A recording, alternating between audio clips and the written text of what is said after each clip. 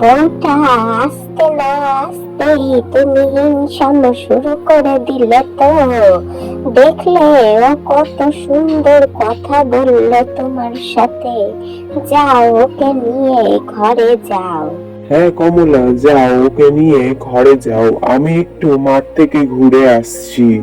চলো বোন, ঘরে চলো।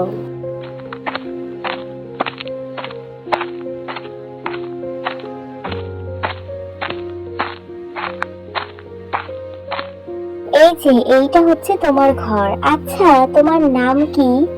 আমার নাম হেমলতা। আচ্ছা, তাহলে আজ থেকে তোমাকে আমি ছোট বলে ডাকবো। তুমি তাহলে এখন একটু বিশ্রাম নাও। অনেক দূর থেকে এলে। আমি যাই রান্নাঘরের দিকে। কি রান্না করতে হবে সেটাও তো আবার দেখতে হবে। না না দিদি, আমাকে বিশ্রাম নিতে হবে না, আমি একদম ঠিক আছি। চলো তোমার সাথে রান্নাঘরে যাই। কি কি রান্না করতে হবে আমাকে একটু দেখিয়ে দিও। আজ আমি তোমাদের রান্না করে খাওয়াবো।